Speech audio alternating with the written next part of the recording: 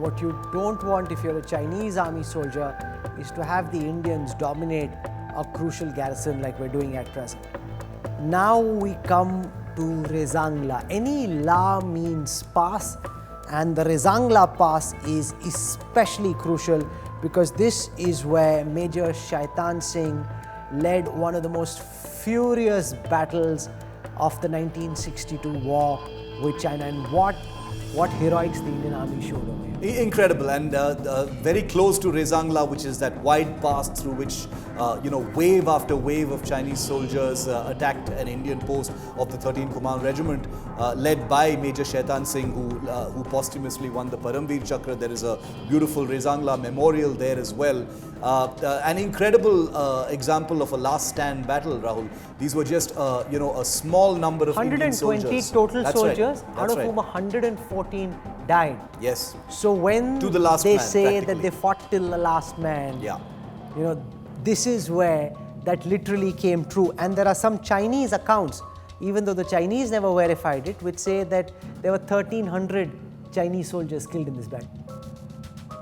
Just imagine, 120 total soldiers, 114 of them killed. I still get goosebumps just talking about what Major Shaitan Singh and his brave boys did at Rezang La in 1962. Right next to Rezang La is Rezang La, which is where the Chinese say the Indians have come in, and the Chinese allegation is that we've come in 4.5 kilometers apparently into Chinese soil. The Indians deny it. So those zigzag marks that you see over there on the left side are the Chinese roads that they're coming up, and on the right side, the road that's winding its way up is the Indian road. It just shows how difficult. I mean, if from the air it looks so complex, when you're on the ground, driving up to these features just would be a very tough task in one of those vehicles.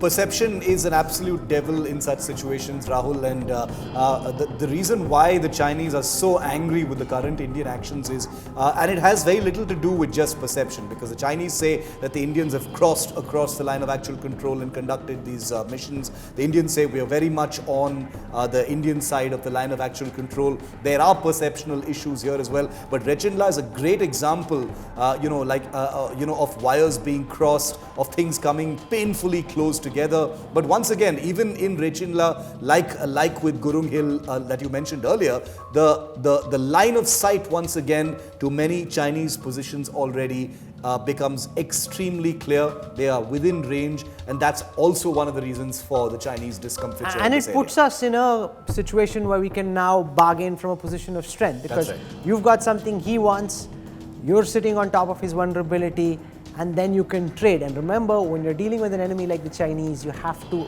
bargain from a position of strength. Otherwise, he aren't giving you anything. Shiv, you enjoyed the ride? Definitely, this was very good, because this was a perspective nobody's ever seen. I've been privileged enough to report from some of these areas, nowhere close to the standoff zone itself, but Chushul certainly, Rezang La certainly, but this aerial perspective, I mean, these are pictures that I don't think anybody's ever seen in this way. This is, remember, the first time you've seen something like this. I guarantee to you it won't be the last from now on. There'll be simulators flying over all kinds of things. Who knows where this is going to be used, but it's been a lot of effort just bringing this whole process together. Let's just fly back towards Leh Airport and end this journey. It's taken us about 7 days of a huge team of producers, graphic artists, editors, work on trying to bring this together so that we could really take you on a flight, on a journey, which would give you, sitting at home, sitting on your screens, an opportunity to get to see the kind of challenges that the Army deals with. And thank you for tuning in.